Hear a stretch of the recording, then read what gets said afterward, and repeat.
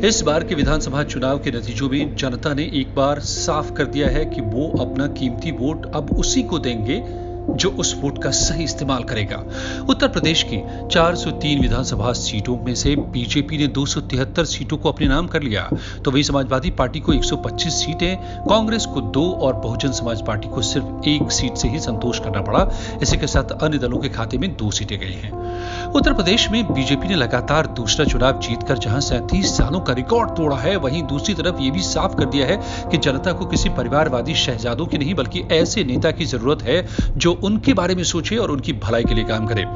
इस वीडियो के जरिए आज हम आपको बताएंगे कि अगर महाराज की यूपी में वापसी हुई है तो उसके पीछे की वजह क्या है, हमारे आपके लिए किए गए वो कौन से काम हैं जिसकी वजह से जनता ने फिर एक बार बीजेपी को सरकार बनाने का मौका दिया है। तो चलिए आपको बताते हैं कि पिछले 5 सालों में योगी सरकार ने यूपी की जनता के लिए ऐसे क्या काम किए हैं जो लोगों के मन को भा गए और उन्होंने एक बार फिर कमल का बटन दबाकर सत्ता में योगी की वापसी कराई है। लेकिन इससे पहले दोस्तों, आप इस चैनल को सब्सक्राइब कर लें और फिर जो बेल आइकन सामने आता है उसे जरूर दबा दें। दोस्तों, आपको बताएं कि उत्तर प्रदेश जनसंख्या की दृष्टि से सबसे बड़ा राज्य है। योगी आदित्यनाथ ने साल 2017 में उत्तर प्रदेश का मुख्यमंत्री बनने के बाद राज्य के बच्चों, महिलाओं, मजदूरों, किसानों, गरीब लोगों और युवाओं के लिए बहुत से प्रोग्राम शुरू किए। योगी सरकार ने राज्य के युवाओं के लिए मुख्यमंत्री युवा स्वरोजगार योजना शुरू की। इस योजना के तहत राज्य के जो युवा पढ़े लिखे थे लेकिन उनके पास कोई रोजगार नहीं था, उन युवाओं को खुद का रोजगार शुरू करने के लिए 25 लाख रुपए तक की आर्थिक सहायता दी। इसी के साथ यूपी की योगी सरकार अपने कार्यकाल में सबसे ज्यादा लोगों को नौकरी देने वाली सरकार बनी है, जिसका आंकड़ा सरकारी नौकरी का 6.5 लाख का है, तो प्राइवेट और मनरेगा के जरिए यह आंकड़ा 3 करोड़ के पार जाता है।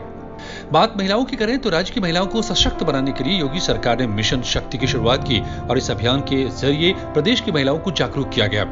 इसके अलावा महिलाओं को आत्मनिर्भर बनाने के लिए ट्रेनिंग प्रोग्राम्स चलाए गए। राज्य की बेटियों के उज्जवल भविष्य के लिए योगी सरकार ने यूपी भाग्य लक्ष्मी योजना की शुरुआत की और इस योजना के तहत राज्य के गरीब परिवार की बेटियों के जन्म होने पर 50,000 रुपए की आर्थिक सहायता सरकार ने दी। बेटी की मां को भी 5100 रुपए की वित्तीय सहायता दी।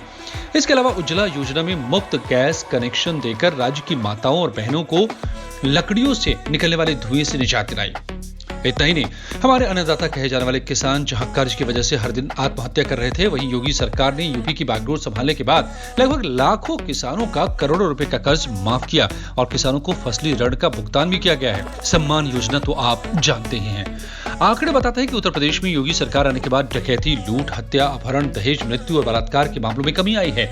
योगी की पुलिस ने यूपी के माफियाओं की कमर तोड़ने का अभियान छेड़ा और इसके तहत प्रदेश में माफियाओं के खिलाफ लगातार हुई कार्रवाई, जिसमें 25 माफियाओं पर योगी का बुलडोजर चला। मुख्तार अंसारी और अतीक अहमद जैसे माफिया की संपत्ति जब्त करने में सरकार को कामयाबी मिली। योगी ने प्रयागराज में अतीक अहमद के कब्जे से छुड़ाई गई जमीन पर आवास योजना का शिलान्यास किया। माफियाओं से मुक्त कराई गई जमीन पर गरीबों के लिए आवास का निर्माण कराने जा रही है योगी सरकार। इसके अलावा प्रदेश के इंफ्रास्ट्रक्चर को बेहतर बनाने के लिए योगी सरकार ने बहुत से कदम उठाए। योगी सरकार की देखरेख में ही पहली बार राज्य में 5 इंटरनेशनल एयरपोर्ट बने हैं, तो उड़ान योजना के तहत करीब दर्जन भर एयरपोर्ट चालू कर दिए गए हैं और इसकी संख्या 100 के पार ले जाने को मंजूरी भी दे चुकी है।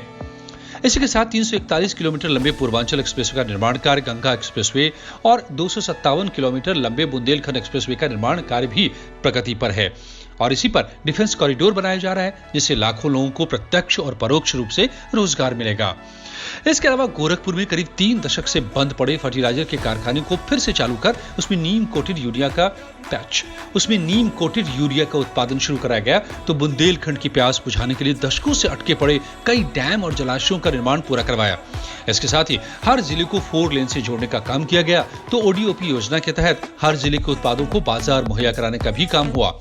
बंद पड़े चीनी मिलों को फिर से चालू कराने का सिलसिला जारी है। तो गन्ना किसानों के बकाये का भी भुगतान अब नियमित किया जा रहा है।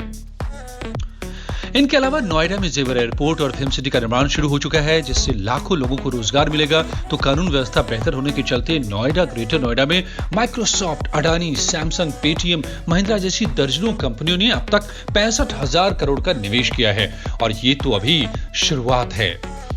दोस्तों, पिछले 3 दशक की सरकारों ने यूपी में जिस माफिया राज, अपराध और भ्रष्टाचार का तंत्र बनाया था, उसकी वजह से यूपी की छवि बिगड़ती चली गई। उद्योग धंधे बंद होते गए और निवेशक दूर होते गए, प्रदेश बीमारू बन गया। लेकिन अब छवि भी बदल रही है और प्रदेश की तस्वीर भी। यही वो वजह है कि लोगों ने एक बार फिर 2/3 बहुमत से योगी को सरकार बनाने का मौका दिया है।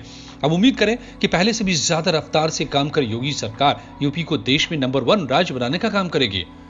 तो आप क्या सोचते हैं दोस्तों, क्यों लोगों ने योगी को फिर सत्ता सौंपी है? अपनी राय कमेंट सेक्शन में जरूर दें और हमें बताएं। साथ ही चैनल को सब्सक्राइब कर लें, बेल आइकन दबा दें और अपने दोस्तों के साथ इसे शेयर जरूर करें। धन्यवाद।